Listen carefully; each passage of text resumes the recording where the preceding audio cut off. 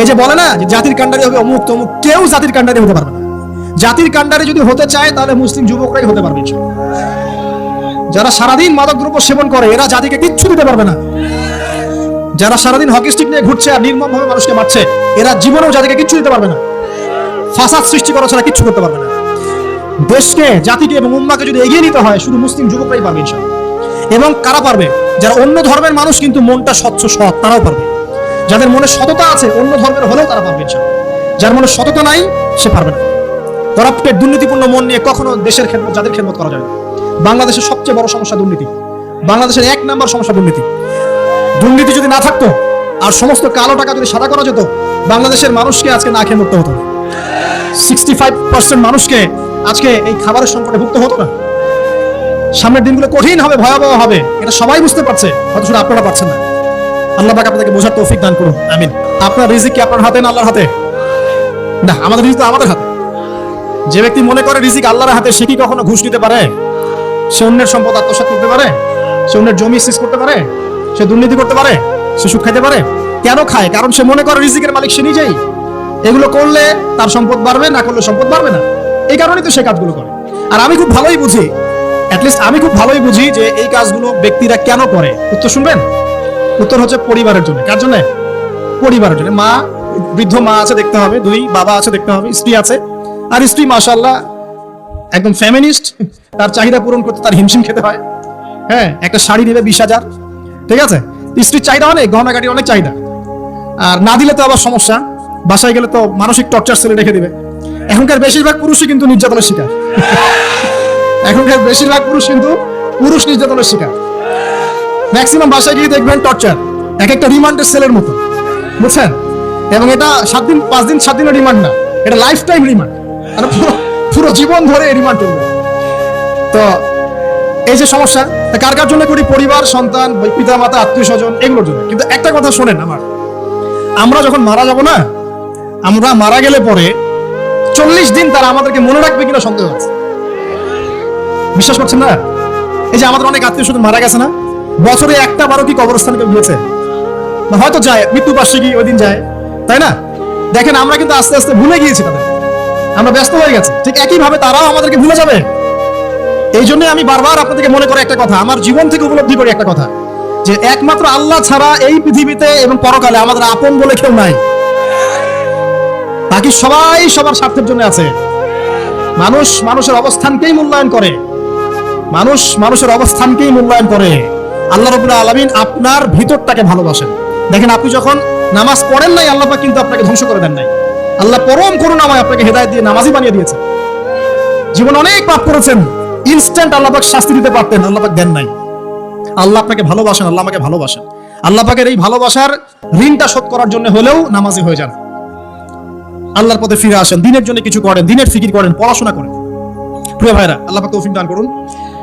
দেখুন, এই রিবা থেকে দূরে থাকার জন্য একটা হাদিস যথেষ্ট, যে 4 শ্রেণীর মানুষকে আল্লাহ রাসূল সাল্লাল্লাহু আলাইহি ওয়াসাল্লাম লানত করেছেন, অভিশাপ দিয়েছেন।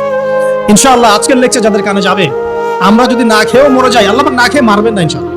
রিজিক আছে, খাবো ইনশাআল্লাহ। কিন্তু হয়তো বা অভাব হবে, টাকা পয়সা একটু কম হতে পারে, অন্যের 10 তলা ফ্ল্যাট হবে, আমার হবে না, ঠিক আছে? অন্যের এত বিঘা বিঘা জমি আমার হয়তো হবে না। কিন্তু ইনশাআল্লাহ তাআলা এই যে দুনিয়ার মুসাফিরের জীবনটা, এটা মুসাফিরের জীবন না? মুসাফিরের জীবনটা কেটেই যাবে ইনশাআল্লাহ। কাটবে না? যে কোনো ভাবে কেটে তো যাবেই ইনশাআল্লাহ। এই যে পরকালের জীবনটা একটা চেতনার শক্তি, জানেন? দুনিয়াতে যত বাধা বিপত্তি আসুক, গাল মন্দ খান, বিভক্ত মত খান, কষ্ট হোক, নির্যাতন হোক, একটা বিষয় মনের মধ্যে শান্তি দেয়। কি শান্তি? যে এই দুনিয়ার জীবনটা তো আর চিরস্থায়ী নয়, এটা তো আর সারা জীবন থাকবে না। ইনশাআল্লাহ এই অবস্থা আস্তে আস্তে পরিবর্তন হয়ে যাবে। ফাইন্না মাআল উসরি ইউসরা, পরকালে ইনশাআল্লাহ পাবো। দুনিয়াতে না পেলে কি হয়েছে, পরকালে পাবো ইনশাআল্লাহ। যুবক ভাই, এসব জেনা ছেড়ে দেন, আল্লাহ রাব্বুল আলামিন আপনার জন্য হুর রেখেছেন জান্নাত, ইনশাআল্লাহ পাবেন ইনশাআল্লাহ। এটা ছেড়ে দেন, সুদ ছেড়ে দেন, আল্লাহ পাক আপনার জন্য হাউজে কাউসার রাখছেন ইনশাআল্লাহ, ঠিক আছে? অন্যায় পাপ ছেড়ে দেন, আল্লাহ রাব্বুল আলামিন আপনার জন্য জান্নাত রেডি করে রাখছেন ইনশাআল্লাহ। এই দুনিয়ার জীবনটা ধোঁকা, একটা ছোট্ট জীবন, পুরো ধোঁকা, কিচ্ছু নাই এর মধ্যে। আমার কথা শোনেন, এই দুনিয়ার জীবনে কিছুই নাই। চারপাশে অনেক কিছু মনে হবে, আপনার বাড়ি আছে, গাড়ি আছে, স্ট্যাটাস আছে, টাকা পয়সা, প্রতিপত্তি সব আছে। আদতে আপনি একা, আদতে আপনাকে একাই কবরে যাওয়া লাগবে, একাই আল্লাহর সাথে হিসাব নিকাশ দিতে হবে। কেউ নাই সাথে, আমাদের সাথে কেউ নাই। কিন্তু আপনি মনে করছেন যে সেলিব্রিটিজম, বড় আমি পলিটিক্যাল নেতা হয়েছি, আমাকে সবাই চেনে, আমি ইকোনমিক সেক্টরে লিড দেই, রাষ্ট্রকে লিড দেই, আমি ধর্মতাত্ত্বিক ক্ষেত্রে লিড দেই, আমাকে দেখলে মানুষ বাহবা দেয়, ইত্যাদি ইত্যাদি। দিন শেষে আমি একা, আপনিও একাই, আমাকেও একাই যেতে হবে, আপনাকেও একাই যেতে হবে। এগুলো সব চারপাশের খালি অন্ধ মোহ, আর কিছু না। তো এই মোহের মধ্যে ঢুকে পড়বেন না, আল্লাহ পাক তৌফিক এনায়েত করুন। নবী সাল্লাল্লাহু আলাইহি ওয়াসাল্লাম বারবার বলতেন, আল্লাহুম্মা ইন্নী আউযু বিকা মিন ফিতনাতিদ দুনিয়া, বলতেন না, হে আল্লাহ আমি এই দুনিয়ার ফিতনা থেকে তোমার কাছে আশ্রয় প্রার্থনা করছি। ওয়া ইন্নী আউযু বিকা মিন ফিতনাতিন নিসা, আমি মহিলাদের ফিতনা থেকেও আশ্রয় প্রার্থনা করছি। আরো দোয়া করতেন, আল্লাহুম্মা ইন্নী আউযু বিকা মিন আযাবিল কবর, হে আল্লাহ আমি কবরের আযাব থেকে আশ্রয় প্রার্থনা করছি। ওয়া আযাবি জাহান্নাম, জাহান্নামের আযাব থেকে আশ্রয় প্রার্থনা করছি। ওয়া মিন ফিতনাতিল মাহইয়া ওয়াল মামাত, জীবন মৃত্যুর ফিতনা থেকে আশ্রয় প্রার্থনা করছি। ওয়া মিন শাররি ফিতনাতিল মাসিহিদ দাজ্জাল, এবং দাজ্জালের ফিতনা থেকে আশ্রয় প্রার্থনা করছি। দাজ্জালের পরে আসবো ইনশাআল্লাহ। দাজ্জাল নিয়ে আলোচনা করলে আবার কিছু মানুষ খারাজির ট্যাগ লাগিয়ে দিতে পারে, ওই জন্য এদিকে আমি এখন যাচ্ছি। হ্যাঁ, সামনে আসি। রিবা, রিবার বিষয়টা বলছিলাম। আইয়ামে জাহিলিয়াতে যে সেই রিবা এখনকার বিশ্বে আছে কি নাই বলেন? ওই সময় না হয় মক্কায় ছিল, এখন কি সারা বিশ্বব্যাপী নাই? বিশ্বের কোন কান্ট্রি রিবা মুক্ত না, বিশ্বের কোন দেশ রিবা থেকে মুক্ত থাকতে পারবে না, এই বিশ্ব পরিচালনা যারা করছে ওদের আন্ডারে থাকলে। কখন হবে বিশ্ব রিবা মুক্ত? একদিন বিশ্ব রিবা মুক্ত হবে ইনশাআল্লাহ, একদিন না একদিন এই বিশ্বটা সুদ মুক্ত হবে ইনশাআল্লাহ তাআলা। তখন জালেম পার পাবে না, মাজলুমের রক্ত শ্রম বৃথা যাবে না ইনশাআল্লাহ। কবে, কত বছর পর আমি জানি না, কিন্তু এতটুকু জানি যে মালহামার পরে যখন আল মাহদি আসবেন, এবং তারপর যখন মাসিহুদ দাজ্জাল বের হবে, এবং ঈসা ইবনে মারইয়ামকে আল্লাহ পাক নামিয়ে দিবেন, তার হাতে যখন দাজ্জাল নিহত হবে, এবং জেরুজালেম থেকে যখন পুরো বিশ্ব শাসন করা হবে মুসলিমদের হাতে, তখন রিবা বলে কিচ্ছু থাকবে না পৃথিবীর ইনশাআল্লাহ। তার আগ পর্যন্ত এই অবস্থা সলভ হবে কিনা আমরা জানি না, হতেও পারে নাও, তবে ওই সময় যে হবে নিশ্চিত ইনশাআল্লাহ। আসুন, আইয়ামে জাহিলিয়াতের আরেকটা বড় পাপ ছিল যে এক ভাই বলেছেন, সেটা হচ্ছে নারীর অবমাননা। কে বলেছে এই কথাটা? সামনে একটু। হ্যাঁ, আইয়ামে জাহিলিয়াতের অন্যতম একটা সেরা পাপ ছিল কি? নারীর অবমাননা। এটা নিয়ে কি বলতে হবে? এখন ধর্মের মধ্যেও আমরা নারীদেরকে অবমাননা করছি। বহু নামাজি ব্যক্তি আছে আমাদের মধ্যে, দেখবেন বোনের সম্পত্তি দেয় নাই, মেয়েকে শিক্ষিত করতে চাচ্ছেন না। কেন চাচ্ছেন না? ওর কি অধিকার নাই শিক্ষার? আপনি কি জানেন যে আয়েশা রাদিয়াল্লাহু আনহার কাছে বহু সাহাবী হাদিসের তালিম নিয়েছেন, বহু হাদিস শিখিয়েছেন কে? মা আয়েশা রাদিয়াল্লাহু আনহা। তো তিনি যদি শিক্ষিত না হতেন শেখাতে পারতেন? তো মেয়েদের শিক্ষার দরকার আছে না? হ্যাঁ, কি বিষয় দরকার? তাদের উপযুক্ত পরিবেশ নিশ্চিত করতে হবে, নিরাপত্তা, পর্দা এগুলো নিশ্চিত করতে হবে। তারপরে মেয়েদেরকে আপনি অবশ্যই শিক্ষিত করবেন। ঘরের কোণে বসে রাখতে কে বলেছে? আপনি নিরাপদ পরিবেশ দেন, পর্দা দেন, তারা মাদ্রাসা যাবে, পড়াশোনা করবে। ঠিক আছে? আল্লাহ পাক আমাদের মা বোনদেরকে শিক্ষিত করার তৌফিক দান করুন। আমি ভালো ভালো কোয়ালিটি সম্পন্ন মহিলা মাদ্রাসা গড়ে তোলেন। আর মেয়েরা যদি শিক্ষিত না হয় তাহলে আমাদের বাড়ির বউরা শিক্ষিত হবে, আর বউ শিক্ষিত না হলে আপনি একা শিক্ষিত হয়ে লাভ নাই। তখন ওই যে বললাম টর্চার সেল, ওই টর্চার সেলে ঢুকতে হবে আর কি। কথা বুঝতে পারছেন না? আগে বিয়ে শাদী করেন, বুঝবেন ইনশাআল্লাহ। আর যারা করেছেন তারা অলরেডি হাসছে যে মিট করে দেয়। ঠিক আছে? আচ্ছা, সামনে আসেন। দেখেন মেয়েদের অবমাননা কিভাবে দেখাবো। সবচেয়ে বড় অবমাননা হচ্ছে ওদের দেহটাকে আমরা এখন পণ্য বানিয়েছি। এই যে পর্নোগ্রাফি দেখেন, এই মেয়েগুলোর ইজ্জতের কোনো দাম নাই, মানে তাদের দেহটাকে একটা ব্যবসার সামগ্রী বানানো হয়েছে। এবং আমি একটা লেকচার দিয়েছিলাম ঢাকায়, নীল দর্পণ, দেখবেন অনলাইনে আছে। ওখানে আমি স্ট্যাটিস্টিক দেখিয়েছি যে সারা বিশ্বে এই যে আমেরিকায় শুধুমাত্র $12 বিলিয়ন ব্যবসা করে পর্ন দিয়ে। এটা একটা ব্যবসা, একটা ইন্ডাস্ট্রি, যেমন ফিল্ম ইন্ডাস্ট্রি আছে, তারপরে গানের ইন্ডাস্ট্রি আছে না, এরকম একটা ইন্ডাস্ট্রি হচ্ছে এই পর্ন ইন্ডাস্ট্রি। এখানে সবাই অ্যাক্টর, এরা হচ্ছে অভিনেতা, অভিনেত্রী। এখানে যা দেখানো হয় এগুলো কিন্তু রিয়েল না, বাস্তব না, সব ফেক। বুঝতে পারছেন না কথা? এগুলো অভিনয়, এগুলো ফেক। এবং এটা একটা ইন্ডাস্ট্রি, এর মধ্য দিয়ে মেয়েদের দেহটাকে পণ্য বানিয়ে সারা বিশ্বে ব্যবসা করছে। এবং এর একটা অন্যতম উদ্দেশ্য হচ্ছে মুসলিম যুবকদের ঈমান যেন নষ্ট করা যায়। কারণ মুসলিম যুবকদের ঈমান চলে গেলে তারা নিশ্চিন্ত, ওদের পথে আর কেউ বাধা নাই। কারণ ওদের এই জুলুমের পথে বাধা যদি কেউ দিতে পারে তাহলে কারা দিবে? মুসলিমরা। আর মুসলিমদের মধ্যে সবচেয়ে সৌর্য বীর্য কাদের মধ্যে থাকে? যুবকদের মধ্যে। তো যুবকদের ঈমান যদি চলে যায় তাহলে এদের আর কোনো সমস্যা নেই। তো এই বিষয়টা খেয়াল করবেন যে এটা একটা ইন্ডাস্ট্রি। সো এখানে আমরা মেয়েদের দেহটাকে আমরা কি বানিয়েছি? পণ্য বানিয়ে দিয়েছি। আর এখন তো চলছে কাপড় খোলা সংস্কৃতি। প্রত্যেকটা সেক্টরে আপনি গিয়ে দেখবেন মেয়েদের ইজ্জত, সম্মান, আব্রুটাকে উন্মুক্ত করে এটাকে দিয়ে আমরা বিজনেস করছি। এটা একটা বিজনেস। তো এখানে সমাধান কি? সমাধান আয়েশা রাদিয়াল্লাহু আনহা। সমাধান কে? সমাধান ফাতিমা রাদিয়াল্লাহু আনহা। সমাধান কে? সমাধান খাদিজা রাদিয়াল্লাহু আনহা। আমাদের মা, আমাদের বোন, আমাদের স্ত্রীদেরকে তাদের মতো করে মানুষ করতে হবে, গড়ে তুলতে হবে ইনশাআল্লাহ। দেখবেন নারীর সত্যিকারের সম্মান নিশ্চিত হবে ইনশাআল্লাহ। ইসলাম কি কখনো বলেছে যে মেয়েরা কাজ করতে পারবে না, পড়াশোনা করতে পারবে না ইত্যাদি? এই নাস্তিকরা তো ঠুনকো যুক্তি দিয়ে আক্রমণ করে। কে বলেছে? সমস্যা এমন ইসলামিক স্টেট আছে যেখানে একটা স্টুডিও মনে করেন, স্টুডিও, ছবি তোলা হয় কথার কথা, সেখানে সব কর্মী মহিলা, কোনো পুরুষ নাই। একটা মাদ্রাসা, সমস্ত কর্মী মহিলা, কোনো পুরুষ নাই। একটা স্কুল, সবাই মহিলা, কোনো পুরুষ নাই। ওখানে মেয়েরাই পড়ে, মেয়েরাই শেখায়, জায়েজ না জায়েজ বলেন? একটা নিরাপদ পরিবেশে যদি মেয়েরাই মেয়েদের দায়িত্ব নিয়ে পড়াশোনা করায়, ব্যবসা করে, অন্য কিছু করে, জায়েজ না জায়েজ? তাহলে পরিবেশ নিশ্চিত করাটা হচ্ছে চ্যালেঞ্জ। ইসলাম বলছে না যে আপনি তাকে একদম মানে অজ্ঞ করে রেখে ঘরের কোণে ফেলায় রেখে দেন, তাকে আপনি পড়াশোনা শিখাবেন না, সম্পত্তির অধিকারও দিবেন না, কিছুই না। এগুলো ইসলাম কখনো বলেনি, বলেছে? আর এই বোকা মানুষ, রাসূলুল্লাহ সাল্লাল্লাহু আলাইহি ওয়াসাল্লামের সময় তো মহিলা সাহাবীরা উহুদের যুদ্ধ করেছে। কি শুনলেন? রাসূল সাল্লাল্লাহু আলাইহি ওয়াসাল্লামের সময় মহিলা সাহাবী উহুদের যুদ্ধও করেছে। উহুদের যুদ্ধের নাম শুনেছেন? ওখানে মহিলা সাহাবীও ছিল, তীরন্দাজ। তাহলে মহিলাটা কি করে নাই নবীর যুগে? আর খাদিজা রাদিয়াল্লাহু আনহা যত বড় ব্যবসায়ী ছিলেন, এখন এত বড় ব্যবসায়ী পাবেন? কোন মেয়ে আছে এত বড় ব্যবসায়ী?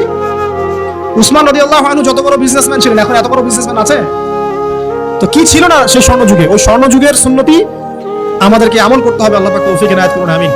প্রিয় মা ও বোনেরা, পর্দা ছাড়বেন না। আপনাদের জন্য 4টা কাজ: স্বামীর আনুগত্য করা, লজ্জাস্থানের হেফাজত করা, আপনার 5 ওয়াক্ত সালাত ঠিকঠাক মতো আদায় করা, এবং রমজান মাসে সাওম রাখা। নবীজি বলেছেন সাল্লাল্লাহু আলাইহি ওয়াসাল্লাম, জান্নাতের যে কোনো দরজা দিয়ে ইচ্ছা আপনি প্রবেশ করতে পারবেন। আপনার জন্য সহজ। আর স্বামীর আনুগত্য বলতে আমি বুঝাইনি স্বামীর দাসত্ব করতে হবে, এটা বলিনি। এখনকার কিছু ফ্যামিলিস্ট মেয়ে আছে, ওরা আনুগত্য শব্দ মনে হয় যে দাসত্ব মনে হয়। আনুগত্য দাসত্ব এক জিনিস না। আনুগত্য কি? স্বামী কোরআন সুন্নাহর অনুকূলে কোনো কথা বলেছে, আপনি মানবেন। স্বামী বলছে পর্দা করো, তোমাকে ভালোবেসে বলছি তুমি পর্দা করো, তুমি আমার অনেক প্রিয় একজন মানুষ, তুমি বেপর্দায় বাইরে যাবা, লোকজন দেখবে, কেমন হয়? ঠিক আছে, তোমাকে তো আমি বিয়ে করেছি, তুমি আমার মানুষ, তোমাকে দেখবে কেন? ঠিক আছে, তো এখন স্বামী ভালো কথা বলেছে, আপনি শুনলেন, এটা আনুগত্য। আর ওই স্বামী যদি বলে আসো তো আমার কলিগরা এসেছে, ওকে খাবার সার্ভ করতে হবে, আসো খাবারটা পরিবেশন করো, এখন আপনি বেপর্দা হয়ে আপনার স্বামীর কলিগের সামনে খাবার পরিবেশন করতে শুরু করলেন, এটা কি আনুগত্য করতে হবে? এটা তখন আপনি আনুগত্য করবেন না। সিম্পল, কোরআন সুন্নাহর অনুগত্য কাজে আপনি স্বামীর আনুগত্য করবেন, বিপরীতে গেলে আপনি করবেন না। স্বামীর আনুগত্য মানে স্বামীর দাসত্ব নয়। আর এই হাদিসটা আপনি কেন ভুলে যান যে আল্লাহ রাসূল সাল্লাল্লাহু আলাইহি ওয়াসাল্লাম বলেছেন, আল্লাহ ছাড়া যদি কাউকে সিজদা করা যেত, সম্মান বুঝাচ্ছেন, আল্লাহ ছাড়া যদি কাউকে সিজদা করা জায়েজ হতো, আমি মেয়েদেরকে বলতাম যেন স্বামীকে সিজদা করো।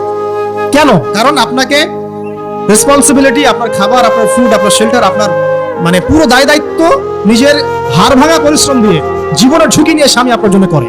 সে আপনার সম্মান পাওয়ার যোগ্য তো? সে কি আপনার সম্মান পাওয়ার যোগ্য নয়? আপনি যদি সম্মানের হক আদায় না করতে পারেন, তাহলে আপনি অকৃতজ্ঞ। আর অকৃতজ্ঞ মেয়ে কখনো জান্নাতে যাবে? একটা হাদিসে আছে, বেশিরভাগ মেয়ে জাহান্নামে যাওয়ার অন্যতম কারণ হচ্ছে তারা স্বামীর সাথে কুফরি করে। কি করে? মানে সারা জীবন স্বামী ভালোবেসে যায়, ভরণ পোষণ দিয়ে যায়, সব চাহিদা পূরণ করে যায়, একদিন দেখবেন কথা কাটাকাটি হয়েছে, ওই দিন বলে বসবে যে তোমার কাছে আমি কিচ্ছু পাই না সারাদিন। এই যে কুফরি, এই কারণে তারা জাহান্নামে যেতে পারে বেশি। আল্লাহ হেফাজত করুন, আমি। আরেকটা কারণ হচ্ছে যে বেপর্দা। আপনাকে 4টা মূলনীতি ফলো করতে হবে। 1, এমন কোনো পোশাক পরবেন না যে পোশাকটা আটো সাটো, যেটা পরলে আপনার গায়ের কাঠামো বোঝা যায়। এটা বোরকা হলেও পরা যাবে না। আমি কি বুঝাতে পারছি? ডিজিটাল বোরকা দেখেন নাই? দেখছেন? মাশাআল্লাহ। আর কারা কারা দেখছেন? এদিকে চোখ বেশি যায় না?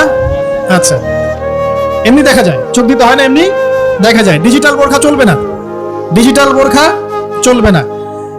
আমার মত, এটা আমি মত দিচ্ছি, আমি আল্লাহর রাস্তায় সময় দিয়েছি অনেকদিন, এবং এখানে যে পর্দাটা শেখানো হয়, এরকম পর্দা আমি অন্য কোথাও দেখিনি। এত চমৎকার পর্দা শেখানো হয়। কারা কারা সময় লাগিয়েছেন? 3 দিন 7 দিন সময় দিয়েছেন কারা? বেশিরভাগই তার নাই। সমস্যা নাই, দিতে হবে, আমি বাধ্যতামূলক বলিনি আপনাকে। বলেছে এখানে পর্দা শেখানো হয়, চমৎকার পর্দা শেখানো হয়, যে এখানে চোখটা পর্যন্ত তাদের ঢেকে রাখার তালিম দেওয়া হয়। যাই হোক, যেখানেই শেখেন অ্যাটলিস্ট পর্দাটা শিখলেই হলো। এমন পোশাক হবে না যেই পোশাকটা আটো সাটো, যেটা পরে আপনার গায়ের কাঠামো বোঝা যায়। 2 নম্বর, এমন পোশাক পরা যাবে না যে পোশাকটা পরলে বাহির থেকে ভিতরের অঙ্গ দেখা যায়। দেখেছেন? দেখেন নাই? দেখছেন হুজুর? আচ্ছা, আপনারা তো সব দেখেন দেখি। তারপরে 3 নাম্বার, এমন পোশাক পরা যাবে না যেটা অমুসলিমদের সাথে সাদৃশ্য আছে। কথা বুঝতে পারছেন? অমুসলিমদের ধর্মীয় বিষয়ের সাথে সাদৃশ্য আছে, এমন পোশাক মুসলিম মেয়েদের পরা যাবে না। এর মানে এই নয় যে অন্য ধর্মকে আপনি আক্রমণ করবেন, এটাও নয়। যে যার ধর্ম তাদের স্বাধীনতা মতো পালন করবে। মুসলিমরা বাধা দিবে? দিবে না। মুসলিমরা দাওয়াত দিতে পারে। কি করতে পারে? দাওয়াত দিতে পারে যে ভাই, এই যে লা ইলাহা ইল্লাল্লাহর কনসেপ্ট আপনাকে বুঝাচ্ছি, আল্লাহ ছাড়া কোনো মাবুদ নাই, মুহাম্মদ সাল্লাল্লাহু আলাইহি ওয়াসাল্লাম সর্বশেষ রাসূল, এই কোরআন পড়ুন, হাদিস পড়ুন, দেখুন এটাই হচ্ছে মানবতার মুক্তির সনদ। এরপর যদি সে ইসলাম কবুল করে আলহামদুলিল্লাহ, যদি না করে এর হিসাব কে দিবে? সে নিজে দিবে। এর হিসাব কি আমাকে দেওয়া লাগবে? দেওয়া লাগবে না। তো অমুসলিমদের সাথে সাদৃশ্য আছে এমন পোশাক চলবে না। আর 4 হচ্ছে পুরুষরা মেয়েদের পোশাক পরতে পারবে না, মেয়েরা পুরুষদের পোশাক পরতে পারবে না। জি, আপনাদেরকেই বলছি, আপনারা জিন্স পরতে পারবেন না, মেয়েদেরকে বলছি, এবং টি শার্ট পরতে পারবেন না। আপনারা ওই যে যা ইচ্ছা তাই ড্রেস পরে বলবেন যে 1000 বছরের সভ্যতা সংস্কৃতি, এসব বাজে কথা চলবে না। এটা 1000 বছরে কোনোদিনও আমাদের দাদা নানিরা এগুলা কখনো পরে নাই, করছে? আপনার দাদি কখনো এরকম পরছিল শাড়ি? তো এই যে বলবো 1000 বছর থেকে পরে আসতেছে নাকি? সুবহানাল্লাহ। তো এখানে বিষয়টা হচ্ছে পুরুষ মেয়ের পোশাক পরতে পারবে না, মেয়ে পুরুষের পোশাক পরতে পারবে না। আমি খুব সংক্ষিপ্ত করে আপনাকে কোরআন সুন্নাহ থেকে 4টা মূলনীতি বলে দিলাম। এই 4টা মূলনীতি কোরআনেও আছে, হাদিসেও আছে। আসেন, এই যে নারীর অবমাননা, এই বিষয়টা আইয়ামে জাহিলিয়াতে যেমন ছিল, এখন দেখবেন আরো বড় পরিসরে এসেছে। আসলে এই যে ফ্যাশন শো, দেহের প্রদর্শনী, বিভিন্ন ফিল্মস দেখবেন, ফিল্ম ইন্ডাস্ট্রিজে দেখবেন, মিউজিকে দেখবেন, পর্নে দেখবেন, মেয়েদের দেহটাকে নিয়ে ব্যবসা করা হচ্ছে। আগে তো না হয় কন্যা সন্তান হলে জীবন্ত পুঁতে ফেলতো নাকি? এখন যদি গর্ভের বাচ্চা মেয়ে জানে, অনেকে আগেই মেরে ফেলে। বুঝে নাই মনে হয়? অনেকে যদি জানে যে গর্ভে মেয়ে সন্তান আছে, আগেই মেরে ফেলে। এমন অনেক দেশ আছে, আমি নাম বলছি না দেশের সঙ্গত কারণে, যে সে দেশে এরকম মেয়ে সন্তানকে এই যে খালাস করে ফেলার, নষ্ট করে ফেলার, ভ্রূণ নষ্ট করার আলাদা ক্লিনিক আছে, আলাদা হসপিটাল আছে। বলে নাউজুবিল্লাহ। তো আসলে ওই 1450 বছর আগের মানুষটা বেশি বর্বর ছিল না, আমরা বেশি বর্বর? এই অধিকারের কথা বলে বলে আমরা মেয়েদের দেহটাকে নিয়ে এখন মস্করা করছি, তামাশা করছি। সবচেয়ে সেরা অধিকার কোথায় পাবে? কোরআনে পাবে, হাদিসে পাবে, ইসলামে পাবে। তার পর্দা নিশ্চিত হবে, দেহ সেফ থাকবে, তার ইজ্জত নিশ্চিত হবে, ইজ্জত সেফ থাকবে, তার সম্মান সেফ থাকবে, তাকে রাজরানীর মতো স্বামী বাসায় রাখবে, কারণ সে হচ্ছে তার কাছে সবচেয়ে মূল্যবান প্রিয় বস্তু। শুধু তাই নয়, সম্পত্তির অধিকার তাকে দিতে হবে। একজন মেয়ে তার ভাইয়ের সম্পত্তি পাবে, তার বাবার সম্পত্তি পাবে, তার স্বামীর সম্পত্তি পাবে, সব দিক থেকে সে সম্পত্তি পাবে। আর একজন ছেলে কিন্তু সব দিক থেকে সম্পত্তি পাবে না। এই বিষয়গুলো যখন এক শ্রেণীর মানুষ বোঝে না, তখন ইসলামের বিরুদ্ধে অহেতুক প্রপাগান্ডা চালানো শুরু করে। সবচেয়ে সেরা সম্মান রক্ষার উদাহরণ দেওয়া হয়েছে ইসলামে, কোরআনে এবং হাদিসে। এই কথাটা আপনাদের মা বোনদেরকে বোঝাবেন, তবে নম্রতার সাথে বোঝাবেন, কারণ উচ্চবাচ্য করলে তারা কথা শুনবে। আল্লাহ রাসূল সাল্লাল্লাহু আলাইহি ওয়াসাল্লাম বলেছেন, কিছুটা বাঁকা হাত দিয়ে তাদেরকে তৈরি করা হয়েছে। যদি আপনি শক্ত করে চাপ দিতে যান তাহলে ভেঙে যাবে, আর যদি আপনি ওই অবস্থায় ছেড়ে দেন তাহলে বাঁকাই থেকে যাবে। এখানে আপনাকে হিকমা অবলম্বন করতে হবে। আল্লাহ পাক তৌফিক দান করুন। একটা বিষয় বলছিলাম, ওই যে শিরকের পাপ এখন গ্লোবালাইজেশন হয়েছে না, ওই সুদের পাপ এখন গ্লোবালাইজেশন হয়েছে না। গ্লোবালাইজেশন বোঝেন? মানে বিশ্বায়ন, পুরো বিশ্বে ছড়িয়ে পড়েছে না। আর একটা হচ্ছে এই যে মেয়েদের অবমাননা, এটা সারা বিশ্বে ছড়িয়ে পড়ে নাই? আচ্ছা, আর দুটো বলবো, এরপর বলে আমি শেষের দিকে যাচ্ছি। আসেন, একটা হচ্ছে মাদক। আইয়ামে জাহিলিয়াতের অন্যতম সেরা পাপ ছিল কি? মাদক। ওই যে বলছেন জাহিলি যুগ, কেন বলছেন জাহিলি যুগ? বিকজ ওইখানে মাদক খেত মানুষ বেশি। এখন বলেন, ওখানে না হয় মক্কায় মাদক খেত মানুষ, এখন সারা বিশ্বে মাদক ছড়িয়ে পড়ে নাই? বেশি না কম? এখন এই যে নতুন নতুন মাদক আসছে, ইয়াবা, আরো নাকি কি কি আসছে নতুন নতুন, আমরা নামও জানি না। এই যে গাঁজার নাম জানি, ফেন্সিডিলের নাম জানি, আর কি কি আছে? হিরোইন বলেন আপনি একটা, আফিম, আর কি আছে? হ্যাঁ, রেন্ডি, সুবহানাল্লাহ, এই নামও কখনো শুনি নাই আমি। আচ্ছা শোনেন, বিষয়টা হচ্ছে, দেখুন এই বিষয়টা কি হালাল না হারাম? আচ্ছা, এটাকে যদি আমরা হালাল করে নেই তাহলে কি হবে? কুফরি হবে না শিরক হবে? শিরক কুফর দুটোই হচ্ছে। কিন্তু এখন মক্কার কিছু মানুষ মাদক খেয়েছে, বুঝলাম। আল্লাহ রাব্বুল আলামিন ধাপে ধাপে এখান থেকে বের করেছেন। প্রথমে বলেছেন মদ খেয়ে নামাজের ধার কাছে যেও না। হ্যাঁ, তারপরে বলেছেন এই যে মাদকে কিছুটা উপকার আছে কিন্তু বেশি ক্ষতি। তারপর বলেছেন খেয়ে নামাজের কাছে যেও না। তারপর ধাপে ধাপে শেষের দিকে আল্লাহ পাক বলেছেন যে এটাকে ছেড়ে দাও। সূরা মাইদায় পড়ে দেখেন, এটা শয়তানের কাজ। তখন সাহাবায়ে কেরাম রাদিয়াল্লাহু আনহুম পুরোপুরি মাদক থেকে নিজেদেরকে মুক্ত করলেন। এরপরে কি কখনো তারা মাদক ছুঁয়েও দেখেছেন? বরং মাদক দ্রব্য সেবন করলে 40টা লাঠি বেত্রাঘাত করতে হয়, ইসলামিক শাস্তি। কয়টা লাঠি? আর উমর রাদিয়াল্লাহু আনহুর সময়ে 40 লাঠিকে বাড়িয়ে 80 লাঠি করা হয়েছে। কত লাঠি? 80 লাঠি। কিন্তু আরো একটা পাপের শাস্তি আছে, বলবো?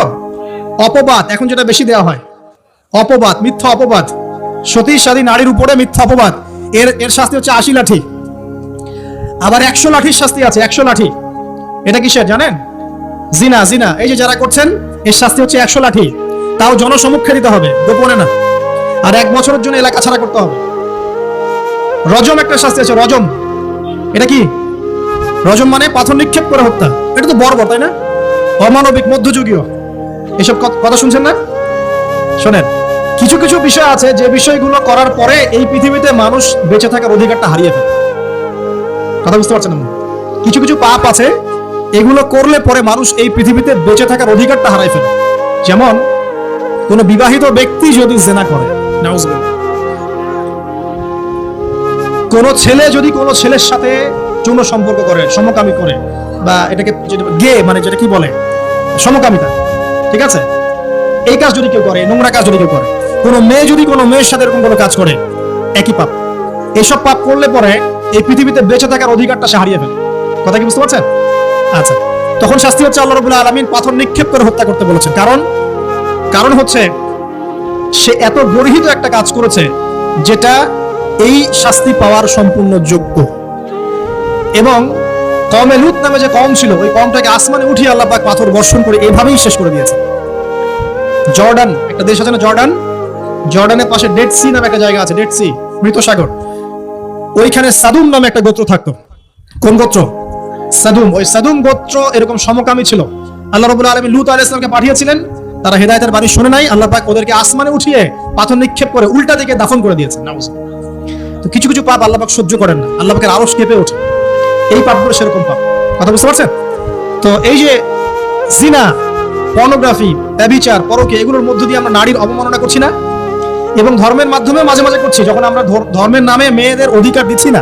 অনেকেই সম্পত্তির অধিকার দিচ্ছেন না, অনেকেই শিক্ষিত করছেন না, অনেকেই আরো এই যৌতুক নিচ্ছেন না, অনেকেই যে বিয়ের সময় যৌতুক নেয়, এটা তো মেয়ের উপর, মেয়ের পিতার উপর টর্চার করা, সম্পূর্ণ হারাম।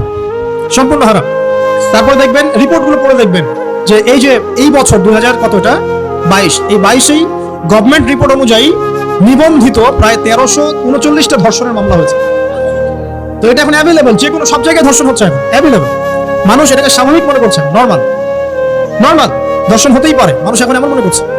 প্রত্যেক দিন পেপার খুলবেন, দেখবেন রেপের খবর, প্রত্যেক দিন খবর শুনবেন ধর্ষণের খবর। আর সব খবর তো আসে না, আসে হয়তো 10%, 20%, 30%, বেশিরভাগই আসে না। এলাকায় মোড়ে মোড়ে দেখবেন, গ্রামে গঞ্জে, শহরে বন্দরে খালি ইফটিজিং দেখবেন, খালি ইফটিজিং। মেয়েদেরকে যৌন হয়রানি করা হচ্ছে, বাসে, অটোতে, টেম্পুতে, সব জায়গায়। বাসের মধ্যে মেয়েকে রেপ করে ফেলা হচ্ছে। একটা বাচ্চা মেয়ে যে বোঝেও না যে সেক্সুয়াল বিষয়গুলো কি জিনিস, ওকেও রেপ করা হচ্ছে। এই যে মহামারী, আপনি তো বুঝতে পারছেন না যে আমরা কোন সমাজে আছি। এই সমাজে আপনার মেয়ে তো সেফ না, আমার মেয়ে তো সেফ না। আমার মেয়ে, আপনার মেয়ে ভবিষ্যৎ কি হবে, এর ভবিষ্যতের নিশ্চয়তা কে দিবে? আপনার মেয়ের ইজ্জতের ভবিষ্যতের নিশ্চয়তা কে দিবে? এই নিশ্চয়তা দেওয়ার মতো মানুষ কোথায়, নেতা কোথায়? কারো ঘরের স্ত্রী, কারো ঘরের বোন, কারো ঘরের মেয়ে এখন সেফ না। যে কোনো দিন, যে কোনো জায়গায়, যে কোনো দুর্ঘটনা হতে পারে। বাসে, ট্রাকে, ট্রেনে, অটোতে, সব জায়গায় হতে পারে। আর এগুলোকে আমরা প্রমোট করছি, এখন নগ্নতাকে প্রমোট করছি, পর্নকে প্রমোট করছি। এই নগ্নতা, পর্ন, এসব দিয়ে মানুষের মাথাটাকে পুরো জানোয়ার বানিয়ে ফেলা হয়েছে। পর্ন দেখাতে দেখাতে ছেলেদের মাথাটাকে জানোয়ার, পশু বানিয়ে ফেলা হয়েছে। এরা এখন বোঝে না যে মেয়ে কি জিনিস, মা কি জিনিস, বোন কি জিনিস, তাও বোঝে না। ভাই বোনের সাথে জেনা করেছে, চাচাতো বোন চাচাতো ভাইয়ের সাথে জেনা করছে, চাচাতো ভাই ফুফাতো বোনের সাথে জেনা করছে। রংপুরের খবর শুনলাম যে মায়ের সাথে ছেলেও জেনা করেছে। এগুলো কেন হচ্ছে? মহামারী কেন হচ্ছে? কি সমাধান দিবে? সমাধান ইসলামে ছিল, আমরা নেই নাই। সমাধান হচ্ছে, প্রথম সমাধান অশ্লীলতার মহামারী বন্ধ করতে হবে, পর্দা নিশ্চিত করতে হবে, পর্নোগ্রাফির সমস্ত সাইটগুলো বন্ধ করে ফেলতে হবে। আজকের নিউজ দেখেছি আমি, এটা আমি ধন্যবাদ জানাই বাংলাদেশ গভর্নমেন্টের যে তথ্য প্রযুক্তির যে সেন্টার আছে, প্রায় 26,000 পর্ন সাইট তারা বন্ধ করে দিয়েছে, আলহামদুলিল্লাহ। তো কথা বললে তো কাজ হবে, কথা না বললে কাজ হবে কিভাবে? 26,000 পর্ন সাইট তারা বন্ধ করে দিয়েছে। যখন সমাজের মানুষ পর্ন দেখতে দেখতে পশু হয়ে গেছে, আপনি বাইরে এই যে আলখাল্লা টুপি দাড়ি পরে ঘুরলে লাভ আছে? ভিতর থেকে তো আপনি পশু। দেখবেন মসজিদ ইমাম সাহেব নামাজ পড়তে এসেছে, বাসায় পর্ন দেখে আসছে, নামাজে কোনো মনোযোগ নাই, কোনো মনোযোগই নাই, পর্ন দেখে।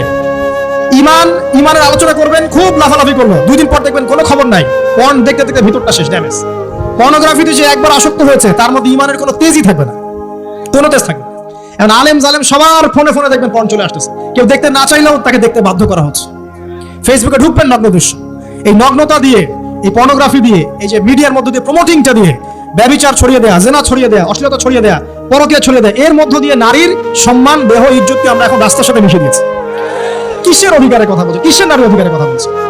খালি ডিগ্রি সার্টিফিকেট অর্জন করতে পারলে অধিকার হয়? আমার তো ইজ্জতই ঠিক থাকলো না, আমার অধিকার কোথায় থাকলো? একটা সার্টিফিকেট অর্জন করার জন্য কলেজের মেয়েদেরকে বড় বড় নেতার বেডরুমে ঢুকানো হচ্ছে, দেখেন নাই?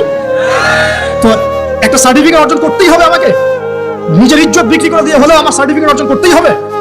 লাথি মারি এসব পড়াশোনার পিছনে, দরকার নেই আমার পড়াশোনা। হচ্ছে বাসায়, এলাকায় এলাকায় মহিলা মাদ্রাসা করেন, মাদ্রাসায় মেয়েদেরকে পড়ান। আমি খুব দুঃখের সাথে বলছি, অনেক মাদ্রাসাতেও এরকম ঘটনা কিন্তু ঘটেছে না?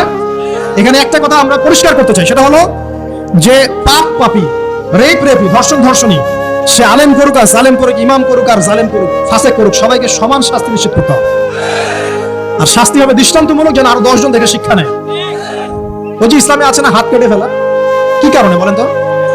কারণ সবাই যখন দেখবে এই যে খুঁটির সাথে বেঁধে একটা চোরের হাত কেটে ফেলা হয়েছে, এলাকার সব মানুষ দেখেছে, চুরি পারবে না কমবে, নিশ্চিত চুরি কমে যাবে ইনশাআল্লাহ।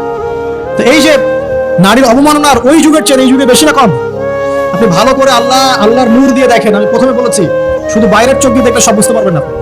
আল্লাহ পাকে নূর দিয়ে দেখেন, কোরআন সুন্নাহর গভীর জ্ঞান দিয়ে দেখেন, দেখবেন ওই জাহিলিয়াতের চেয়ে 1000 গুণ বেশি জাহিলিয়াত এখনকার বিশ্বে চলছে। আল্লাহ পাক আমাদের মা বোনদের ইজ্জত হেফাজত করুন, তাদের সম্মান হেফাজত করুন। আমরা দোয়া করি আল্লাহ পাক তাদেরকে উচ্চ শিক্ষায় শিক্ষিত করুন, নিরাপত্তা নিশ্চিত করুন। কেউ যদি ওদের দিকে খারাপ চোখ তুলে তাকায়, আল্লাহ পাক সেই চোখকে যেন ধ্বংস করে দেন। আল্লাহ পাক তাদের ইজ্জতের প্রতি যদি কেউ খারাপ ভাবে হাত বাড়ায়, তাদের শাস্তি যেন নিশ্চিত করা তৌফিক আল্লাহ পাক আমাদেরকে দান করে। আল্লাহ পাক আমাদের মা বোনদেরকে মহামূল্যবান মনে করে আমাদেরকে হেফাজত করার তৌফিক দান করুন, আমিন। আর তাদেরকে যারা নগ্ন করতে চায়, আল্লাহ পাক এদেরকে ধ্বংস করে ছেড়ে দিন, আমিন। আল্লাহ পাক বলেছেন, যারা চায় মুমিন মুসলিমদের সমাজে অশ্লীলতা ছড়িয়ে পড়ুক, দুনিয়া এবং আখিরাত উভয়ে জাহানে, আল্লাহ পাক এদেরকে ধ্বংস করবেন। আরেকটা বলে শেষ করি, সেটা হলো, কয়টা বলেছি ভাই জাহিলিয়াত? ইমাম মুহাম্মদ বিন আবুল ওয়াহাব রাহিমাহুল্লাহ তার একটা বইয়ের মধ্যে 1000টা জাহিলিয়াত আছে। আমি 5টা বাছাই করেছি। কয়টা? 5টা। কয়টা বলেছি? 4টা। এক হচ্ছে কি বলেছিলাম? শিরক, আছে না নাই? রিবা, এখন আছে না নাই? 3 নাম্বার কি ছিল? মাদক। আর 4 নাম্বার নারীর অবমাননা। মাদক তো বুঝলেন, এটা তো আমার চেয়ে আপনারা ভালো বুঝেন, মাদক সব জায়গায় আছে। আরেকটা কথা বলি, দেখুন মাদক নিয়ে একটা কথা বলি, শুনুন। আপনাদের কি কখনো গায়ে কখনো ফোড়া হয়েছে? কার কার গায়ে ফোড়া হয়েছে? মানে হাতু, আচ্ছা, কেমন ব্যথা? ফোড়া ফেটে গেলে কি বের হয়? রক্ত আর পুঁজ বের হয়, তাই তো? একটা হাদিস পড়েছি, রাসূলুল্লাহ সাল্লাল্লাহু আলাইহি ওয়াসাল্লাম বলেন সাল্লাল্লাহু আলাইহি ওয়াসাল্লাম, যে জাহান্নামে আমাকে মেরাজের রাতে জাহান্নাম দেখানো হয়েছে। মেরাজের রাতে আমাকে জাহান্নাম দেখানো হয়েছে। তো সেখানে আমি দেখলাম যে কিছু মানুষকে এই জাহান্নামীদের রক্ত আর পুঁজ খেতে দেওয়া হচ্ছে। মানে আল্লাহ জানেন কেমন করে রক্ত আর পুঁজ পান করতে দেওয়া হচ্ছে। কারণ জাহান্নামে পিপাসা লাগবে না, ক্ষুধা লাগবে না, ক্ষুধা লাগবে। খাবার খেতে চাইলে জাক্কুম, আর পানি খেতে চাইলে হামিম, গরম উত্তপ্ত পানি। আর যে রক্ত আর পুঁজের একটা মিশ্রণ খেতে দেওয়া হচ্ছে। তো নবী সাল্লাল্লাহু আলাইহি ওয়াসাল্লামকে সাহাবীরা পরে জিজ্ঞাসা করলেন, ইয়া রাসূলুল্লাহ, কোন পাপের কারণে তাদেরকে এই শাস্তি দেওয়া হচ্ছে?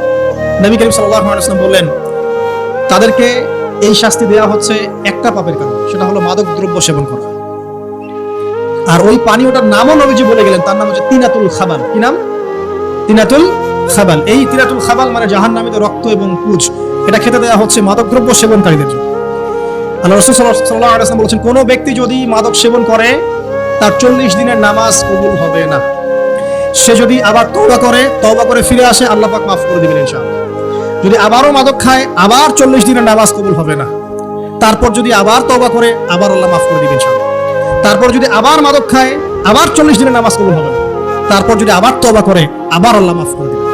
তারপরে যদি আবার মাদক খায়, তখন আল্লাহ রাব্বুল আলামিন তাকে তিনাতুল খাবাল পান করেন। প্রিয় ভাইরা, আপনারা মুসলিম না? আমরা মুসলিম না? মুসলিম যুবকদের সবচেয়ে সেরা অস্ত্র হচ্ছে ঈমান এবং নৈতিকতা। অন্যরা জাহিলিয়াতের স্রোতে ভেসে যাক, মুসলিম তরুণরা কখনো জাহিলিয়াতে যাবে না ইনশাআল্লাহ। আমার সাথে ওয়াদা করেন যে কোনো প্রকার মাদক দ্রব্যের সাথে সংশ্লিষ্ট থাকবেন না। একটা সিগারেটও কখনো টান দিবেন না। কারণ সিগারেটটা কি? সিগারেট আপনাকে আস্তে আস্তে অন্য মাদকের দিকে নিয়ে যাবে। সিগারেট খাওয়া শিখেছিস, এখন গাঁজাও খা। গাঁজা খাওয়া শিখলে এখন ওটা খা, এই করতে থাকে। এক পর্যায়ে আপনি এখান থেকে আর বের হতে পারবেন না। এখানে আপনার দেহের ক্ষতি, আপনার মস্তিষ্কের ক্ষতি, আপনার পরিবারের ক্ষতি। এমন আপনি যদি পরবর্তীতে গিয়ে পরিবার গঠন করতে চান, আপনি সুখী পরিবারও গঠন করতে পারবেন না, কারণ ভিতর থেকে আপনি নিজেকে শেষ করে দিয়েছেন। দুইটা ভয়ঙ্কর পাপের কথা বলে দেই। এই দুইটা পাপে যারা আসক্ত হয়ে আছে, তারা তওবা করে ফিরে আসলে পরেও সারা জীবন তাদেরকে এটা সাফার করতে হবে। কথা বুঝতে পারছেন? তওবা করে ফিরে এসেছেন মনে করেন, তারপরেও আপনাকে সারা জীবন এই পাপের ফলটা ভোগ করতে হবে। এক, মাদক দ্রব্য দীর্ঘদিন সেবন করেছেন, তওবা করেছেন, ফিরে এসেছেন, আল্লাহ হয়তো মাফ করে দিয়েছেন, আল্লাহ পাক মাফ করে দিয়েছেন, বাট আপনি আপনার দেহের যে ক্ষতিটা করে ফেলেছেন, এটা পোষাতে পারবেন না। এক নাম্বার। দুই, তখন আপনি যদি বিয়ে করেন, আপনি স্ত্রীকে সন্তুষ্ট করতে পারবেন না। হ্যাঁ। 2 নাম্বার হচ্ছে এই যে গোপনে যুবকরা যে পাপটা করে, মাস্টারবেশন, যেটাকে আমরা বলি হস্তমৈথুন, এই পাপ যেসব যুবকরা করছে বা করে, এবং অ্যাভেলেবেল এই পাপটা সবাই করে, কারণ এখন পর্নের যুগ, পর্ন দেখলে তো আর কোনো উপায় নাই, তখন তো এই পথেই যেতে হচ্ছে, নিজের উপরে নিজেকে জুলুম করতে হচ্ছে।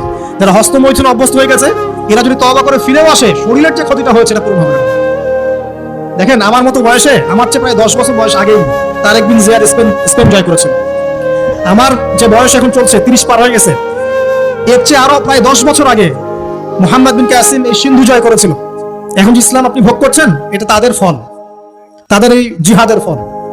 তো এখন আমাদের এই যে 20 বছর 30 বছরের যুব সমাজের দিকে তাকায় দেখেন, একবার তাকায় দেখেন, চেহারাগুলো একটু দেখেন, চেহারা দেখেন, একটা চেহারা দেখেন, চেহারায় নূর নাই, নষ্ট হয়ে গেছে, নামাজ নাই, চোখগুলো বসে যাচ্ছে, কারণ সারা রাত জেগে থাকছে, ওই যে টিকটক টিকটক টিকটক সারা রাত, হ্যাঁ সারা রাত ফোনে, সারা রাত গল্প গুজব। রাত্রেবেলা দেখবেন, রাত্রেবেলা শহর যেন জীবিত হচ্ছে, রাত্রেবেলা ক্যারাম খেলে, রাত্রে লুডু খেলে, রাত্রে এটা করে, সারাদিন ঘুম, সারাটা দিন ঘুম। আপনি কি জানেন সারা রাত কে জেগে থাকে, সারাদিন কে, সারা রাত কে ঘুমায়, আর সারা দিন কে জেগে থাকে? সারা রাত জেগে থাকে কুকুর, এবং সারাদিন ঘুমায় কুকুর। আর দেখবেন আপনি বিড়ালকে দেখবেন, ও কিন্তু রাত্রে ঘুম, এবং দিনের বেলা সে অ্যাক্টিভ। পাখিকে দেখবেন, পাখি সন্ধ্যা হলো একদম ঘরে, যেই সূর্য ডুববে পাখি একদম ঘরে, দেখেন না, পাখি ঘরে। আর যেই ফজর হবে পাখি বের হয়ে গেল। আর আল্লাহ রাসূল সাল্লাল্লাহু আলাইহি ওয়াসাল্লাম হয়তো বা এই কারণেই, আল্লাহ ভালো জানেন, তিনি বলেছেন এমন কিছু মানুষ জান্নাতে যাবে যাদের মনটা হবে পাখির মতো। সুবহানাল্লাহ। দেখেন পাখি কি করে, একদম সন্ধ্যা হলো ঘরে ঢুকে গেল, যেই ফজর হবে একদম ফজরের আগে আগে সে বের হয়ে গেল। তো পাখির মতো হওয়ার চেষ্টা করে, পাখির মতো লাইফস্টাইল আছে, এবং সে সারাদিন পরিশ্রম করে রিজিকের জন্য, করে না? আল্লাহ পাক পাখিকে রিজিক দেন কি চাকরির মধ্য দিয়ে, না ব্যবসার মধ্য দিয়ে? কিভাবে সে রিজিক পায়? তাওয়াক্কুল, তাওয়াক্কুল, আল্লাহর প্রতি তাওয়াক্কুল। আর তাওয়াক্কুল করে কি সে ঘরে বসে থাকে, না রিজিক সার্চ করে, রিজিক তালাশ করে? আপনিও রিজিক তালাশ করেন, আল্লাহ পাক রিজিক দিবে ইনশাআল্লাহ। প্রিয় যুবক ভাইরা, আল্লাহর ওয়াস্তে তওবা করেন। যারা যারা মাদক দ্রব্যের সাথে সংশ্লিষ্ট আছেন বা থাকার সম্ভাবনাও ছিল, এর ধার কাছেও যাবেন না, ওয়াদা করছেন তো? এবং গোপন পাপে লিপ্ত হবেন না, গোপন পাপে লিপ্ত হবেন না। আপনি যৌবনকে ধরে রাখেন, ইনশাআল্লাহ দেখবেন আপনি সারা জীবন এনজয় করতে পারবেন ইনশাআল্লাহ। কিন্তু যদি এখন নিজেকে শেষ করে ফেলেন, এখন নিজেকে শেষ করে ফেললে আপনি বিয়ে করলে পরেও দেখবেন আপনি পস্তাচ্ছেন। ওই যে কলিকাতা হারবালে যেতে হবে, মডার্ন হারবালে দৌড় দিতে হবে। আর সব হারবাল টারবাল খেয়ে লাভ হয় না। কারণ কি? কারণ আল্লাহ প্রদত্ত যে নেয়ামত সেটা আপনি নষ্ট করে ফেলেছেন, এখন এইটার আপনি ক্ষতিপূরণ দিতে পারবেন। অতএব জীবনটাকে সিরিয়াসলি নেন। মুসলিম তরুণ যুবকদেরকে উদ্দেশ্যে বলছি যে আপনারা কায়িক পরিশ্রম করেন, কায়িক পরিশ্রম করেন, 5 ওয়াক্ত সালাতটা আল্লাহর ওয়াস্তে নামাজে মসজিদে এসে পড়েন। বেশি কিছু করতে বলছি না ভাই, আমার কথা শোনেন, বেশি কিছু করতে বলছি না, আল্লাহর ওয়াস্তে 5 ওয়াক্ত নামাজটা মসজিদে পড়েন, পারবেন না? আচ্ছা, ডেইলি 10টা পৃষ্ঠা করে কোরআন তেলাওয়াত করেন, পারবেন? আল্লাহ তৌফিক দান করুন। ডেইলি 2-4 টাকা করে সদকা করেন, পারবেন? আচ্ছা, প্রত্যেকদিন কিছু দাওয়াতি কাজ করেন, আমর বিল মারুফ, সৎ কাজের আদেশ করবেন, নাহি আনিল মুনকার, অসৎ কাজে নিষেধ করবেন, পারা যাবে ইনশাআল্লাহ। আপনি হালাল রিজিকের একটা সন্ধান খোঁজার চেষ্টা করেন, পারবেন ইনশাআল্লাহ। পড়াশোনায় নিজেকে ব্যস্ত রাখেন, লেখাপড়ায় নিজেকে ব্যস্ত রাখেন। যদি এর পাশে আপনি সময় পান, আমি বলবো আপনি খেলাধুলা করেন। যদি সময় কিছু বের করতে পারেন, কায়িক কিছু পরিশ্রম করেন, প্রয়োজনে কিছু কসরত করেন, জিম করেন, খেলাধুলা করেন, তারপরেও পড়নে যায় না, তারপরেও গার্লফ্রেন্ডের পিছনে সময় নষ্ট করেন না, তারপরেও যে টিকটক, ফেসবুক, ইউটিউব নিয়ে পড়ে থাকেন, ওগুলোর চেয়ে খেলাধুলা করা অনেক ভালো। অ্যাটলিস্ট আপনি ফিজিক্যালি ফিট থাকবেন। অনেকে বলতে পারে যে এটা না করলে হয়, এটা বাজে কাজ, সময় নষ্ট। আমি মনে করি এখনকার যুবকরা যেসব পথে সময় নষ্ট করছে, এর চাইতে অ্যাটলিস্ট খেলাধুলা করলে ভালো ছিল। একটা সময় ছিল না, আজকে থেকে 10 বছর আগে প্রচুর খেলা হতো না? ক্রিকেট হতো, ফুটবল হতো, এই ব্যাডমিন্টন হতো শীতকালে, তাই না? খেলার লিপ্ত থাকলে কিন্তু আমাদের মধ্যে একটা হৃদ্যতা, একটা বন্ড তৈরি হতো, একটা বন্ড। আমরা অনেক টুর্নামেন্ট খেলতাম না? এখন দেখবেন কিচ্ছু নাই, সব বন্ধ, খালি ফোন, সারাদিন কি ফোন। এটা আরো কি ডেঞ্জারাস না? এভাবে তাদের ফিজিক্যাল বডিটা নষ্ট হচ্ছে, মেন্টাল স্ট্রেংথটাও নষ্ট হচ্ছে। এর চেয়ে বরং তারা যদি কোনো কসরত করে, এটা অনেক ভালো হবে। এটা আমার মত, এটা আমি কোরআন সুন্নাহ থেকে কোনো কথা বলছি না। আল্লাহ পাক বোঝার তৌফিক দেখ। শেষ কথা হলো যে আইয়ামে জাহিলিয়াতের আরেকটা নির্মম বর্বরতা ছিল হচ্ছে গোত্রীয় দ্বন্দ্ব। কি ছিল? গোত্রীয় দ্বন্দ্ব। এটাই দিয়ে আমি শেষ করছি। সেটা হলো কেমন গোত্রীয় দ্বন্দ্ব? মনে করেন একটা গোত্রের নাম বনু তামিম, একটার নাম বনু হানিফা, একটার নাম হচ্ছে বনু কুরাইজা, একটার নাম হচ্ছে মনে করেন বনু মাখজুম, আর একটা হচ্ছে বনু আদি। এরকম অনেক গোত্র ছিল। তো এই গোত্রগুলোর মধ্যে আপোষে দ্বন্দ্ব চলতো। খুব সামান্য কারণে তারা দীর্ঘস্থায়ী যুদ্ধ করত। একটু বোঝার চেষ্টা করেন, খুব সামান্য কারণে তারা লম্বা লম্বা যুদ্ধ করত। একটা উটকে কেন্দ্র করে প্রায় 80 বছর যুদ্ধ হচ্ছে। কত বছর? 80 বছর। এখন আপনাকে বলি, এই যে জাহেলিয়াতের এই যে গোত্রীয় হানাহানি, মারামারি, কাটাকাটি, এটা কি এখন সারা বিশ্বে ছড়িয়ে পড়েছে কি পড়ে নাই? আল্লাহ নূর দিয়ে দেখেন, পড়েছে কি পড়ে নাই? দেশে দেশে হানাহানি বেড়েছে না কমেছে? রাসূলুল্লাহ সাল্লাল্লাহু আলাইহি ওয়াসাল্লাম 23 বছর নবুয়তের জীবনে যতগুলো জিহাদ করেছেন এবং সারিয়া করেছেন, এতে সব মিলে হয়তো 2 থেকে 3 হাজার মানুষও মারা যায় নাই। ঠিক আছে? কিন্তু এখনকার দেখবেন প্রথম বিশ্বযুদ্ধেই কয়েক কোটি মানুষ শেষ, দ্বিতীয় বিশ্বযুদ্ধেই আরো কয়েক কোটি মানুষ শেষ, আর সামনে যে নিউক্লিয়ার যুদ্ধ হতে যাচ্ছে আল্লাহু আলাম কবে হবে, এবং এটা হইলে যে কি হবে পৃথিবীর অবস্থা আল্লাহই ভালো জানে। এমন নিউক্লিয়ার ওয়েপন্স আছে যেটা আসমানে যদি বিস্ফোরণ ঘটানো হয় তাহলে ওই দেশের সমস্ত ইলেকট্রনিক জিনিসগুলো নষ্ট হয়ে যাবে। বুঝতে পারেন এই কথা? বোম মারতে হবে না পৃথিবীতে, মাটিতে বোমটা মারতে হবে না, আসমানে বিস্ফোরণ করে দিবে, তাতে আপনার পুরো দেশের যত ইলেকট্রনিক ডিভাইস আছে সব ড্যামেজ। এটা এই যুগ। ওই হিরোশিমা নাগাসাকির কথা মনে আছে? কি হয়েছিল ওখানে বলেন? 2টা বোম ফেলা হয়েছিল, পারমাণবিক বোমা। কে ফেলেছিল? আমেরিকা। আচ্ছা, ওই বন্ধুটার নাম কি? হ্যাঁ, এই তো জান, লিটল বয় আর ফ্যাটম্যান। ওই 2টা বোম পড়ে যে কোটি কোটি মানুষ মারা গেল, এখন পর্যন্ত জাপানের মানুষ তার তেজস্ক্রিয়তায় ভোগে। এখনকার পারমাণবিক ওয়েপন্সগুলো তার চেয়ে অনেক অনেক অনেক বেশি শক্তিশালী, হাজার লক্ষ গুণ বেশি শক্তিশালী হতে পারে। রাশিয়ার কাছে এমন সুপারসনিক মিসাইলস আছে, নিউক্লিয়ার মিসাইলস, যেগুলো শব্দের গতিবেগের চাইতেও 10 গুণ বেশি যেতে পারে। শব্দের গতিবেগ কত হার্টজ বলো? সায়েন্সে পড়ো না?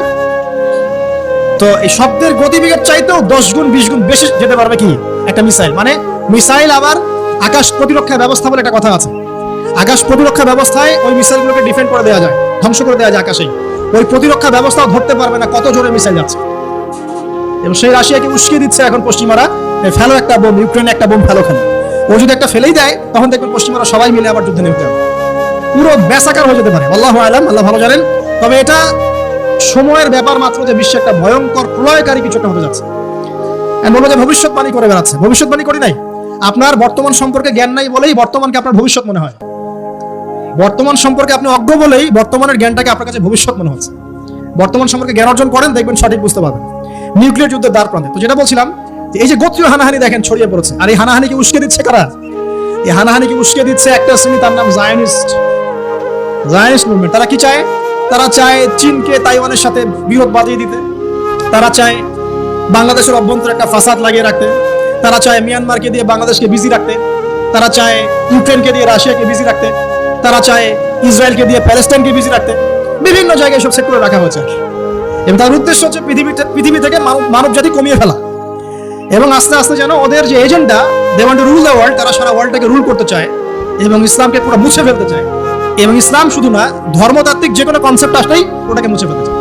যে কোনো ধর্মকেই তারা সহ্য করতে পারছে। তো এই উদ্দেশ্য বাস্তবায়নের জন্য তারা এই কাজগুলো করে বেড়াচ্ছে। আইয়ামে জাহিলিয়াতের সেই যে সুন্নাত, ওই যে জাহিলিয়াত এখন সারা বিশ্বে ভাবে ছড়িয়ে পড়ছে। অতএব আপনার চোখ কান খোলা রাখতে হবে।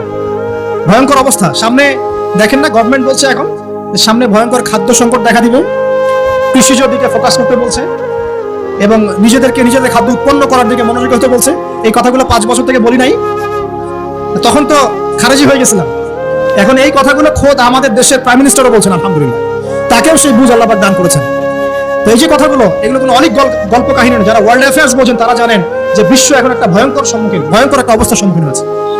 এটা আপনারা বুঝতে হয়তো দেরি করে ফেলছেন। আল্লাহ পাক আপনাদেরকে বোঝার তৌফিক দান করুন, আমিন। শেষ কথা বলি, ওই দ্বন্দ্বটা কিন্তু দেশ থেকে দেশ ছড়িয়েছে, যেমন ঠিক একইভাবে ধর্মের মধ্যেও ছড়িয়েছে। ধর্মের মধ্যেও আমরা কিন্তু বহু দলে ভাগ হয়ে গেছি। এমনকি মুসলিমদের মধ্যেও আমরা শততা বিভক্ত বিভিন্ন দলে আছে না? এক দল আরেক দলের লোকদেরকে সহ্য করতে পারে না, আরেক দল আরেক দলের ইমামকে সহ্য করতে পারে না, হ্যাঁ, এক সংগঠন আরেক সংগঠনকে সহ্য করতে পারে না। এই যে গোত্রীয় হানাহানির সুন্নত, আইয়ামে জাহিলিয়াতের সুন্নত, এটা এখন মুসলিমদের মধ্যেও ঢুকে পড়েছে। তো প্রিয় ভাইরা, দেখুন, আমি এক কথায় বোঝাতে চাইলাম যে জাহিলি যুগ আপনি যেটাকে বলছেন, আইয়ামে জাহিলিয়াত যেটাকে বলছেন, যে কারণে বলছেন, ওই কারণগুলো প্রত্যেকটা কারণ এখনকার বিশ্বে মজুদ আছে। শুধুমাত্র স্বল্প পরিসরে না, এখন বড় পরিসরে মজুদ আছে। অতএব আপনাকে যদি আইয়ামে জাহিলিয়াতুল আকবার বলে কোনো বিশ্বকে রিকগনাইজ করতে হয়, তাহলে এখনকার বিশ্বকে করতে হবে। অতএব এই ওয়ার্ল্ড অ্যাফেয়ার্সটাকে বোঝেন, জাহিলিয়াতটাকে বোঝেন। এই জাহিলিয়াত থেকে উত্তরণের জন্য সমাধান কে দিয়েছিল বলেন? ইসলাম কি সমাধান দেয়নি? ইসলাম সমাধান দিয়েছে, কোরআন সমাধান দিয়েছে। রাসূলুল্লাহ সাল্লাল্লাহু আলাইহি ওয়াসাল্লাম 23 বছরের মধ্যেই সমস্ত জাহিলিয়াতকে দূর করে দিয়েছে, তাই নাই? বলেন, 23 বছর পর কি মক্কায় শিরক ছিল? বলেন, 23 বছর পর কি মক্কায় সুদ ছিল? 23 বছর পর কি মক্কায় জিনা, এই যে আপনার ব্যভিচার, এই যে আপনার মাদক, এই যে গোত্রীয় হানাহানি, নারীর অবমাননা, এগুলো ছিল? তাহলে একজন মহামানব তিনি 23 বছরের মধ্যেই পুরো সমাজটাকে সংস্কার করে দিলেন, বুঝলেন না? সেই রাসূল সাল্লাল্লাহু আলাইহি ওয়াসাল্লামের সুন্নাত কি মরে গেছে? সেই আল্লাহ কি মরে গেছেন? নাউজুবিল্লাহ। সেই আল্লাহ পাকের নাজিলকৃত কোরআন এবং হাদিস কি মরে গেছে? তাহলে সেই আল্লাহ যদি জীবিত থাকেন, সেই রাসূলের আদর্শ যদি জীবিত থাকে এবং সেই কোরআন যদি এখনো মুসলিমদের হাতে থাকে, তাহলে এখনকার বিশ্বের জাহিলিয়াত আমরা ফেস করতে পারবো না? পারবো না ইনশাআল্লাহ? পারবেন ইনশাআল্লাহ? কি করবেন তাহলে? মোটা থেকে কয়েকটা কথা বলে শেষ করে দিই। 1 নাম্বার, প্রিয় ভাই, জ্ঞান অর্জন করেন, প্রচুর পড়াশোনা করেন। জ্ঞান অর্জনের ক্ষেত্রে সাম্প্রদায়িক হবেন না, এতটুকু নিব এতটুকু নিব না, এর থেকে নিব ওর থেকে নিব না, এমন হবে না। জ্ঞান যেখানে পাচ্ছেন নিতে থাকেন, আল্লাহ পাক আপনাকে নূর দিবেন ইনশাআল্লাহ। আল্লাহ যখন আপনাকে নূর বা আলো দিবে তার পক্ষ থেকে, আপনি এমন কিছু দেখবেন যা অন্যরা দেখতে পাচ্ছে না। আপনি খিজির হয়ে যাবেন ইনশাআল্লাহ আলাইহিস সালাম। যে মুসা আলাইহিস সালাম বুঝতে পারছেন না কেন নৌকা ফুটা করছে, কেন বাচ্চাকে হত্যা করছে, আর কেন দেয়াল নির্মাণ করছে, কিন্তু খিজির আলাইহিস সালাম বুঝতে পারছেন কেন এগুলো করতে হচ্ছে। 2 নাম্বার, প্রিয় ভাই, আপনার হায়াতটাকে মূল্যায়ন করেন। আজকে তওবা করে ফিরে আসেন, 5 ওয়াক্ত নামাজি হয়ে যান, সময় অপচয় বন্ধ করেন, যৌবনকালটাকে কাজে লাগান, সিরিয়াস হন, জীবনটার ব্যাপারে সিরিয়াস হন। জীবনটা কিন্তু হেলায় খেলার বিষয় না। একবার চলে গেলে, একবার মউত হয়ে গেলে কান্নাকাটি কোটি কোটি বছর করলে আল্লাহ পাক আর দ্বিতীয়বার পৃথিবীতে ফিরাই দিবেন, দিবে? তো কি কারণে আমরা আমাদের সময়টাকে হেলায় নষ্ট করছি? সুযোগ আছে কোনো সুযোগ নেই। যেই কাজের পরকালীন কোনো ফায়দা নাই, সেই কাজে আমি নাই। শোনা কথা বোঝেন? যেই কাজে পরকালের কোনো ফায়দা নাই, সেখানে আমি নাই, এরকম আকীদা লাগবে। ইলম অর্জন করবেন কেন? পরকালের ফায়দা আছে তাই। নামাজ কেন পড়বেন? পরকালে ফায়দা আছে তাই। প্রেমের সম্পর্ক করবো না কেন? পরকালে ফায়দা নাই তাই। এই গান এই মিউজিক শুনবো না কেন? আমি পরকালে কোনো ফায়দা নাই তাই। আমি অহেতুক এসব টিকটকের পিছনে ঘুরবো না কেন? পরকালে কোনো ফায়দা নাই তাই। যে কাজ পরকালে ফায়দা দিবে আমি সেই কাজে আছি। পারা যাবে ইনশাআল্লাহ? আল্লাহ তৌফিক দান করুন। যুবক ভাইদেরকে আমি অনুরোধ করবো যে আপনাদের যৌবনটা আগামী মুসলিম উম্মার ভবিষ্যৎ। এই যে বলে না যে জাতির কাণ্ডারি হবে অমুক তমুক, কেউ জাতির কাণ্ডারি হতে পারবে না। জাতির কাণ্ডারি যদি হতে চায় তাহলে মুসলিম যুবকরাই হতে পারবে ইনশাআল্লাহ। যারা সারাদিন মাদকদ্রব্য সেবন করে এরা জাতিকে কিচ্ছু দিতে পারবে না। যারা সারাদিন হকি স্টিক নিয়ে ঘুরছে আর নির্মমভাবে মানুষকে মারছে, এরা জীবনেও জাতিকে কিচ্ছু দিতে পারবে না। ফাসাদ সৃষ্টি করা ছাড়া কিচ্ছু করতে পারবে না। দেশকে, জাতিকে এবং উম্মাকে যদি এগিয়ে নিতে হয়, শুধু মুসলিম যুবকরাই পারবে ইনশাআল্লাহ। এবং কারা পারবে? যারা অন্য ধর্মের মানুষ কিন্তু মনটা স্বচ্ছ সৎ, তারাও পারবে। যাদের মনে সততা আছে অন্য ধর্মের হলেও তারা পারবে ইনশাআল্লাহ। যার মনে সততা নাই সে পারবে না। করাপ্টেড, দুর্নীতিপূর্ণ মন নিয়ে কখনো দেশের খেদমত, জাতির খেদমত করা যাবে না। বাংলাদেশের সবচেয়ে বড় সমস্যা দুর্নীতি। বাংলাদেশের 1 নাম্বার সমস্যা দুর্নীতি। দুর্নীতি যদি না থাকতো আর সমস্ত কালো টাকা যদি সাদা করা যেত, বাংলাদেশের মানুষকে আজকে না খেয়ে মরতে হতো না। 65% মানুষকে আজকে এই খাবারের সংকটে ভুগতে হতো না। সামনের দিনগুলো কঠিন হবে, ভয়াবহ হবে, এটা সবাই বুঝতে পারছে, হয়তো শুধু আপনারা পারছেন না। আল্লাহ পাক আপনাদেরকে বোঝার তৌফিক দান করুন, আমিন। সামনে যান, নিজের জীবনকে কাজে লাগান, যৌবনকে কাজে লাগান, একটা হালাল রিজিক সার্চ করে অল্প রিজিকে সন্তুষ্ট হয়ে যান। উচ্চাভিলাষী হবেন না। উচ্চাভিলাষী হওয়ার দরকার নাই, যতটুকু আসছে আলহামদুলিল্লাহ, এটুকুর মধ্যেই সন্তুষ্ট থাকেন, পারবেন ইনশাআল্লাহ। সামনে যাবেন, আদর্শ পরিবার গড়বেন, পরিবারের মধ্যে ইসলাম থাকবে। পরিবারের পিতা হবে ইব্রাহিম, পরিবার সন্তান হবে ইসমাইল, পরিবারের স্ত্রী হবে হাজেরা অথবা সারা আলাইহিস সালাম। দিনদার ছেলে নাই, বিয়ে নাই, দিনদার মেয়ে নাই, বিয়ে নাই। ওই যেটা আপনি মনে করছেন রূপ সৌন্দর্য হাবি যাবি, কিচ্ছু থাকবে না ভাই, কিচ্ছু থাকবে না। 1 বছর 2 বছর পরে সব শেষ। দিনদার স্ত্রী পাবেন, চোখ বন্ধ করে বিয়ে করে ফেলবেন। আর দিনদার স্বামী পাবেন, বিয়ে করে ফেলবেন। আমার স্বামী কত বড় ব্যাংকের চাকরি করে, কত বড় ডিগ্রি, কত বড় সার্টিফিকেট, এটা পরের ইস্যু। আগের ইস্যু হচ্ছে আমার স্বামী নামাজ পড়ে কিনা, এই লোক আমার স্বামী হতে যাচ্ছে, এর দাঁড়িয়ে আছে কিনা, ইসলাম পালন করে কিনা, ইসলামের প্রতি ভালো ধারণা আছে কিনা, সে আমাকে পর্দায় রাখবে কিনা, এগুলো বড় জিনিস। পরিবার করবো ইসলামিক ভিত্তিতে, ইসলাম নাই পরিবার নাই। এমনকি পরিবার গড়ার পরেও যদি দেখেন যে পরিবারের সদস্যদেরকে বোঝাতে বোঝাতে আপনি ক্লান্ত হয়ে যাচ্ছেন, পরিবারের সদস্যদেরকে দিন বোঝাতে আপনি ক্লান্ত, কিছুতেই দিন বুঝতে চায় না, আপনি আসহাবুল কাহাফ হয়ে যান, তাও ভালো। বুঝেন নাই? আপনি নিজের চরকায় তেল দেন, ওটা বাদ দেন, ওর কবরের হিসাব ওর ছেড়ে দেন, আপনি ইব্রাহিম হয়ে যান, আপনি আসহাবুল কাহাফ হয়ে যান, তাও ভালো। ইসলাম নিয়ে কোনো কম্প্রোমাইজ নাই। পরিবারের সদস্যরাও যদি আল্লাহর পথে চলার ক্ষেত্রে প্রতিবন্ধকতা সৃষ্টি করে, বাদ দিয়ে দেন, দরকার নেই। আল্লাহর জমিন প্রশস্ত, আল্লাহর জমিন প্রশস্ত, আল্লাহর রিজিক প্রশস্ত ইনশাআল্লাহ। আল্লাহ পাক উত্তম আরো কিছু দিবেন আপনাকে ইনশাআল্লাহ। খেয়াল রাখবেন, পরিবারের মধ্যে ইসলাম থাকতে হবে। এখানে কিন্তু আপনাকে কেউ বাধা দিবে না, এর কর্তা আপনি নিজেই। আল্লাহ পাক তৌফিক এনায়েত করুন, আমিন।